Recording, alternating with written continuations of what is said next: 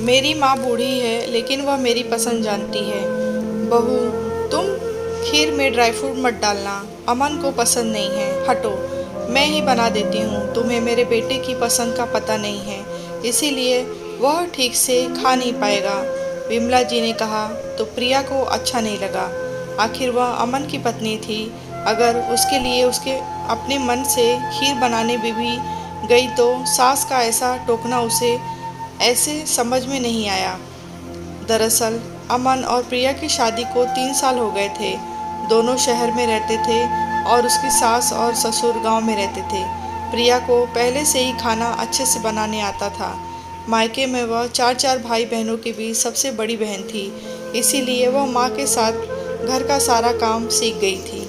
जब वह थोड़ी बड़ी हुई तो अक्सर उसकी माँ बीमार रहती थी, इसीलिए खाना बनाना प्रिया के जिम्मे आता था और इस तरह से वह भी बहुत स्वादिष्ट खाना बनाने लगी थी। उसके बाद जब अमन के साथ उसकी शादी हुई तो कुछ दिन गांव में रहने के बाद वह शहर चले आए थे और तब से अमन तो प्रिया के हाथ का बना हुआ खाना खा रहा था। इस बीच कभी कभी दोनों गांव भी जाते थे तो 1 या 2 दिन रहकर चले आते थे। अभी कुछ दिनों पहले अमन के पिता का देहांत हो गया और गांव में अमन की मां को देखने के लिए कोई था नहीं, इसीलिए अमन अपनी मां को अपने साथ ले आया और विमला जी अमन और प्रिया के साथ रहने लगी। जब से विमला जी प्रिया के साथ रहने आई थी, वह अक्सर प्रिया को यह बताती रहती थी कि अमन को खाने में क्या पसंद है और क्या नहीं। बात प्रिया को अच्छी नहीं लगती थी। इससे प्रिया को बहुत चिढ़ होती थी, क्योंकि इससे पहले तो वह अकेले ही रह रही थी। अब उसको सास का दखल अंदाजी करना पसंद नहीं आता था। एक दिन तो हद सी हो गई। प्रिया अमन के लिए चाय बनाने जा रही थी कि उसकी सास ने उसे यह कहकर रोक दिया कि रुक जाओ बहू, मैं तुम्हें बताती हूँ कि अमन को चाय में और क्या क्या अच्छा लगता है। उसकी चाय में थोड़ा सा अदरक कूट कूट कर डालना और इलायची ज़रूर डालना पड़ता है, नहीं तो वह नहीं पिएगा।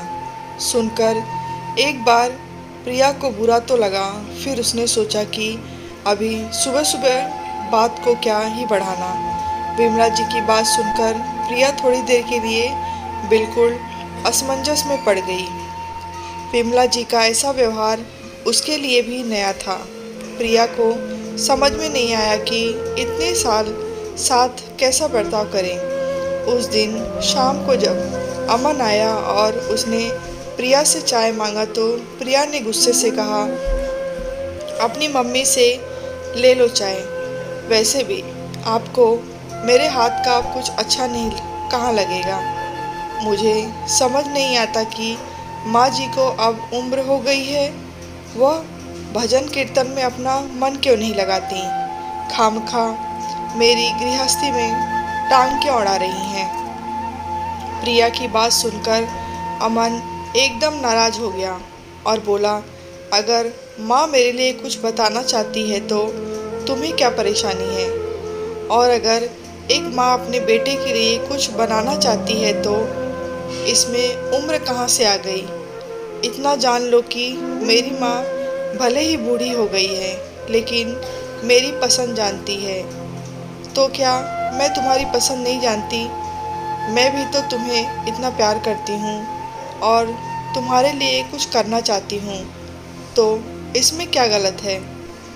बोलते हुए प्रिया रोते रोने को हो गई तो अमन थोड़ा नरम पढ़ते हुए बोला, सुनो प्रिया, दरअसल माँ हमेशा बाबूजी के साथ रही और पूरी ज़िंदगी उन्होंने बाबूजी और मेरी पसंद का खाना बनाया। इसके अलावा उनकी पूरी ज़िंदगी बाबूजी और उनकी गृहस्थी के इर्द गिर्द ही घूमती रही। अब जब बाबूजी नहीं है रहे और वह हमारे साथ रहने आ गई हैं तो वह अपने आप को व्यस्त रखने के लिए, कुछ मुझ पर अपना प्यार दर्शाने के लिए भी कभी कभी मेरे लिए खाना बनाती हैं। यह सब कुछ करने करके वह हमारी ज़िंदगी में अपनी उपयोगिता सिद्ध कराती हैं, वरना वह बहुत समझदार हैं और मुझे आज तक उनके हाथ का बना हुआ खाना खाने की आदत है। और यह कोई बड़ी बात नहीं है। हर बच्चे को अपनी माँ के हाथ का खाना बहुत ज़्यादा ही पसंद आता है। अगर माँ मेरे लिए खाना बनाती है तो अच्छा ही तो है, इससे तुम्हें घर के कामों में मदद भी तो मिल जाती है। इस पर तुम्हें इतना परेशान होने की ज़रूरत नहीं। अमन की बात सुनकर प्रिया का गुस्सा शांत हो गया। उसने सोचा भी नहीं था कि विमला जी अंदर से इतनी दुखी हैं। अब प्रिया उनकी सुनी आंखों में देखती तो पति को खोने का दर्द साफ झलकता था। अब उनकी दुनिया अपने बेटे में सिमट गई थी और उनकी मंशा सिर्फ अपने बेटे को अपना प्यार दर्शाने की थी। इसके अलावा प्रिया यह भी समझ रही थी कि एक माँ और बच्चा बचपन से जब साथ रहते हैं तो माँ अपने बच्चे की हर आदत से वाकिफ़ होती है और उसे धीरे धीरे ही अपने आप में अलग कर पाती है।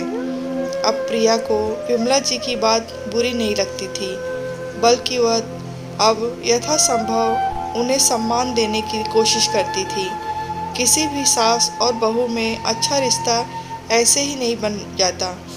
सास को अगर बहू को प्यार देना होता है तो बहू को भी अपने सास को सम्मान देना होता है। और जैसे एक बेटी अपनी माँ की बात मानती है, वैसे ही एक बहू को भी अगर अपनी सास की बात मानने की आदत पड़ जाए तो किसी भी घर में सास और बहू के रिश्ते में दरार नहीं पड़ती। जब घर में कोई नया सदस्य आता है तो उसे भी उस घर में एडजस्ट करने में थोड़ी मेहनत करनी पड़ती है और घर वालों को भी उसे प्यार से अपनाना पड़ता है। रिश्तों को अपनाना है तो हाथ बांधकर नहीं, बल्कि बाहें फैलाकर अपनों का स्वागत करना पड़ता है। जो इंसान अपना हाथ आगे बढ़ाता है, लोग उसी का हाथ थामकर रिश्तों की डोर आगे बढ़ाकर ले जाते हैं। अगर हाथ बांधकर खड़े रहो तो कोई भी हाथ नहीं थामेगा। घर परिवार में एक दूसरे का हाथ थामकर ही गृहस्थी की गाड़ी आगे बढ़ती है। अब प्रिया की गृहस्थी में भी सामंजस्य बैठ जा रहा था। अब तो विमला जी कभी कभी प्रिया की पसंद की चीज़ें भी बनाने लगी थीं। आखिर वो एक माँ जो थीं, और माँ तो अपने हर बच्चे को पसंद जानती है। समाप्त। अगर आपको कहानी अच्छी लगी हो तो कमेंट बॉक्स में बताएं, लाइक करें, शेयर करें, चैनल को सब्सक्राइब करें।